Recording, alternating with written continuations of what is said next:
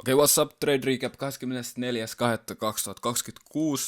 Tänään mä otin yhden longi, itse asiassa kaksi longia, ja toinen niistä oli break-even, toinen oli W.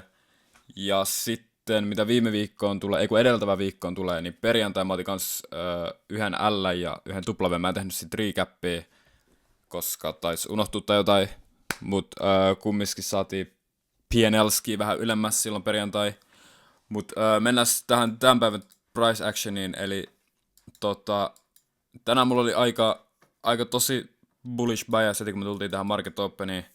Me oltiin haettu previous day lovit täällä Aasia-sessiolla, ja sitten me oltiin inversattu ylöspäin tämän 4 tunnin gappi. Ja sitten maanantain me jätettiin nämä buy side liquidityt tänne näin. Meillä oli New Week Opening Gap, mitä me ei tultu fillaa vielä Nasdaqilla, niin mä halusin nähdä, että noin hittaisi tänään,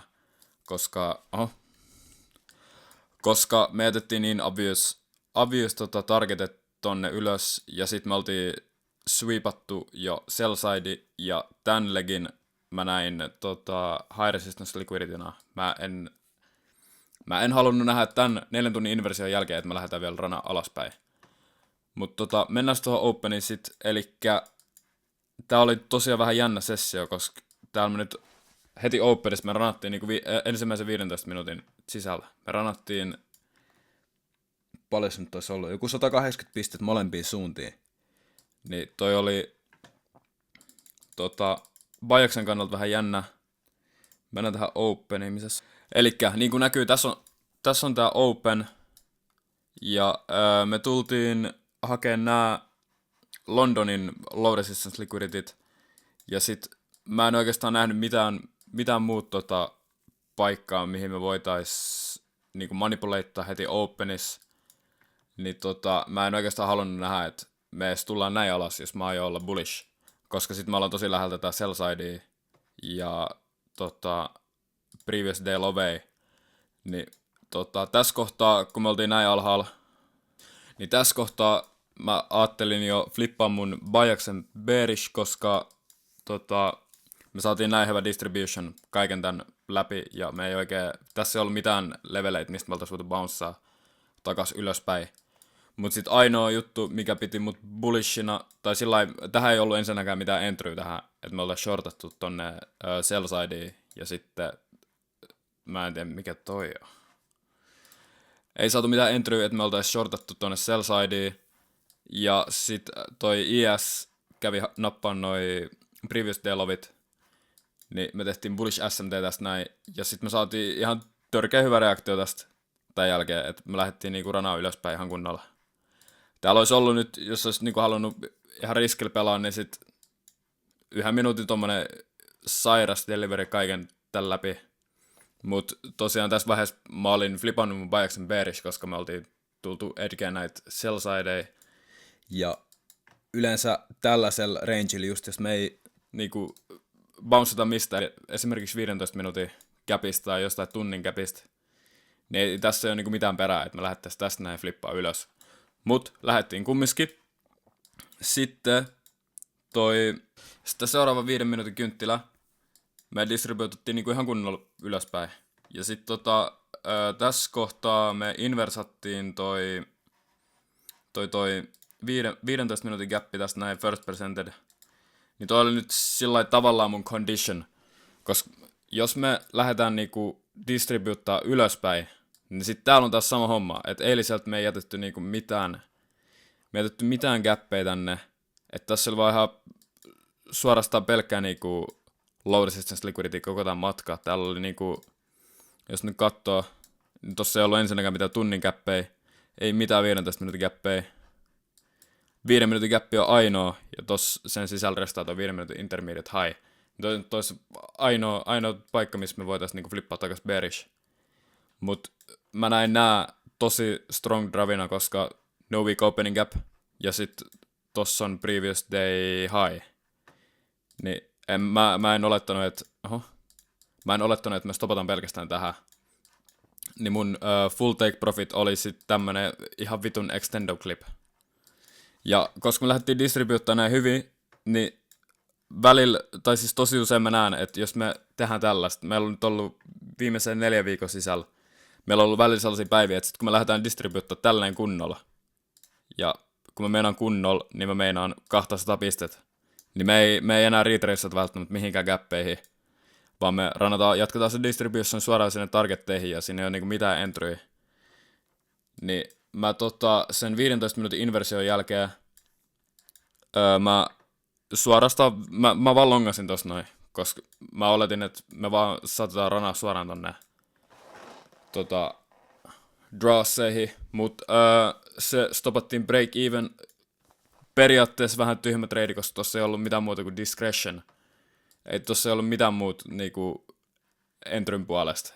Ei ollut mitään IFVGs tai ei mitään retracea ja stop loss placement oli sit tämmönen. Mutta me ruvettiin accumulatea vähän täällä yläpuolella, niin siinä vaiheessa mä sit laitoin mun stopit break evenin, koska siinä vaiheessa mä oletin, että koska me avattiin 5 minuutin gappi tähän alapuolelle, että okei, me ehkä saadaan se toi pullbacki tähän 5 minuuttia, ja sen jälkeen me lähdetään distributtaa ylemmäs. Ja näin siis sit kävi, mut napattiin break eveni. Joo, mut stopattiin break eveni. Sitten me tultiin tähän 5 minuutin gappiin. Ja siinä ei ollut oikeastaan mitään entry. Plus sit kello oli jo sen verran paljon, että me avattiin uusi 15 minuutin gappi tähän. Ja mä halusin nähdä, että me tapataan tohon ja sitten me lähdetään distribuuttaa ja niin sit siinä tapahtuikin. Ja mun conviction näihin draveihin täällä yläpuolella, mä olin niin confident, että me hitataan noihin tänään. Niin mä olin sit valmis longaa oikeastaan mistä vaan. Ja sitten mä päädyin tällaiseen lopputulokseen, että tässä oli 1 minuutin gappi. Ja sit mä halusin nähdä, että me distributotaan kunnolla tästä läpi. Eli basically order flown kautta mä otin tän mun triggerin, mistä mä lähden entryyn. Ja mä otin sit sen tradin tossa kohtaa, tossa wikin kohtaa, se oli kyllä ehkä vähän alempaa. En mä ihan noin ylhäällä sitä ottanut. Taisi olla 30 sekunnin chartilla. Me saatiin hyvä up candle. Ei nyt mikään A plus entry, mutta mä olin tosi confident noista mun draveista, plus me oltiin täpätty 5 minuuttia ja 15 minuuttia. Overall me ollaan 4 hour, me ollaan bullish. Mä en nähnyt oikein mitään syytä, että miksi me pitäisi tulla alemmas vielä. Mut sit me lähdettiin, eli stop loss placement oli tossa swing lovis, ja sit me oikeastaan rannattiin takas alaspäin, ja rupettiin formaa low resistance liquidity tänne näin. Tässä on tää viiva, ja mä en tykännyt yhtään tosta, että mun stopin luona on tollasta. Niin sit mä lähdin treilaamaan mun stop lossia. Mä treilasin sen tohon kohtaan aluksi heti tän wikin jälkeen. Mä en missään nimessä halunnut, että me tultais niinku takas tällä alueella, koska sit se on vaan meinaa sitä, että me resweepataan tää. Ja sen jälkeen lähdetään distribuuttaa. Sitten me tultiin takas tänne. Ja tässä kohtaa mä olin tosi varma, että okei, mut stopataan vaan suoraan. Ja sitten me lähdettiin distribuuttaa vähän ylemmäs vielä.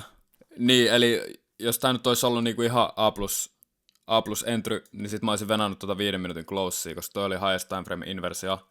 Mut mä olin niin confident, niin mä olin valmis ottaa tätä aiemmin jo.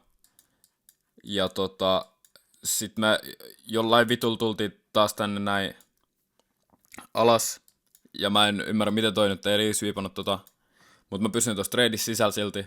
Ja sit näitten lovien jälkeen mä pistin stoppia taas ylemmäs näihin loveihin, koska nyt meillä on tässä näin ihan selkeä trendline liquidity, mistä me voidaan vaan niinku rushaa läpi ja sit sen jälkeen vasta lähteä distribuuttaa. Mut IS oli flipannut ton 5 minuutin order flown bullishiksi, oli inversannut ton gapi. Niin tää nyt antoi mulle confidencea vielä. Mun mielestä tossa kohtaa mä lisäsin kans yhden contract sizein tähän lisää, koska tää nyt oli tosi confident bias. Ja sitten mun ensimmäinen take profit kohta olisi ollut toi high ja sit equal high. Täällä oli 15 minuutin equal high. Tai 5 minuutin. Restas 5 minuutin gapin sisällä ainakin. Ja mä feidasin se oikeastaan kokonaan.